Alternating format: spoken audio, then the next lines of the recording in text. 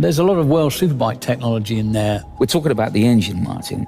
I guess there must be a lot of action going on within that engine. Yes, I mean, it's all controlled essentially by the brain of the bike, the IMU. You've got adjustable engine braking, for instance. You've got selectable rider modes. There's a lot of electronics going on. It has 203 PS. ZX-10RR has a little bit more power and produces it in a slightly different way. It's a 998cc, 16-valve water-cooled engine.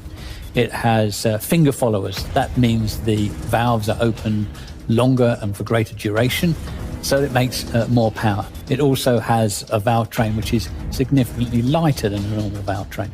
As well as that, there's things like a cassette gearbox, which is a racing feature, slipper clutch, so an assist and slipper clutch, and it's got an up-down quick shifter, things that you would only expect maybe on a race bike.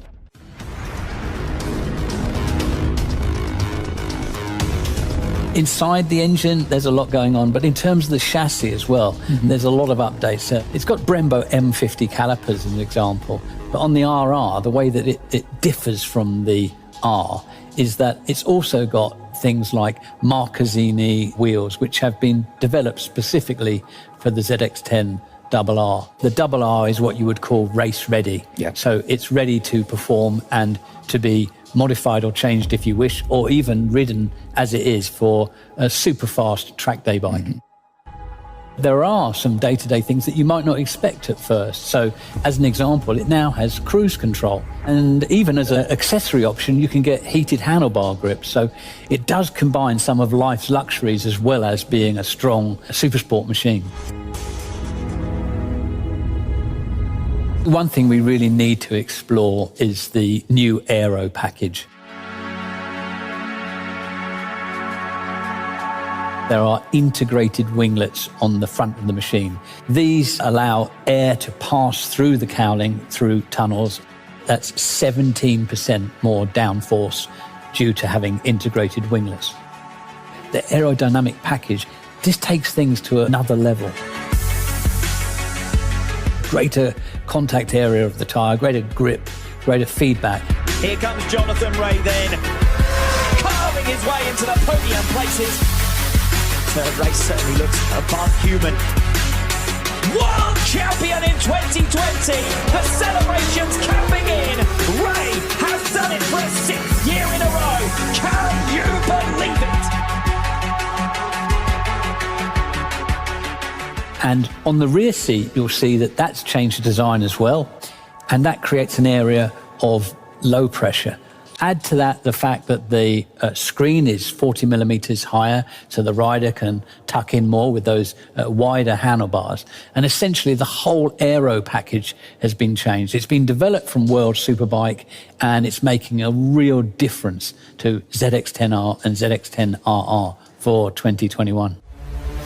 It's got a different dashboard as well for this year, right?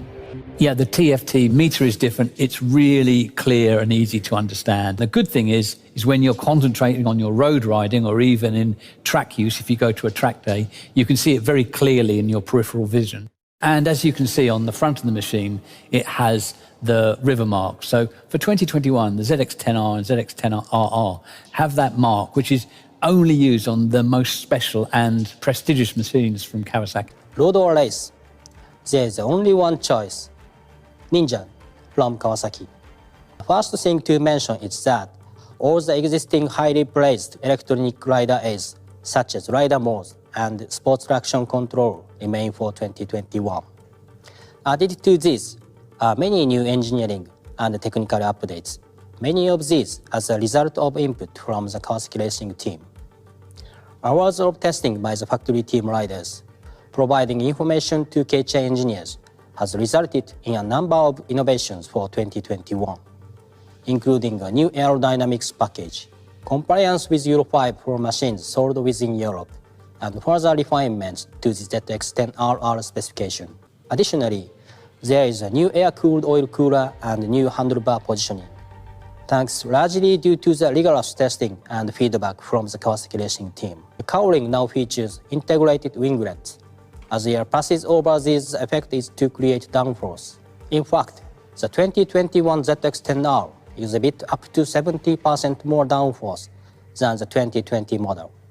It also has a new rear seat design that creates an area of low pressure behind the rider, and a taller screen resulting in more aerodynamics front profile and greater efficiency.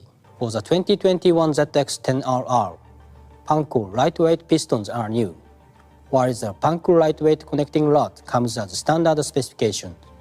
These and other measures reduce the cylinder head group weight by approximately 500 grams and also allow the ZX-10RR to rev 400 RPM higher, making more peak horsepower than the ZX-10R, as the machine that has carried racers to the World Superbike Championship podium every year since 2015. The ZX-10R is a super sports icon, and for 2021, we have made both the ZX-10R and the ZX-10RR even better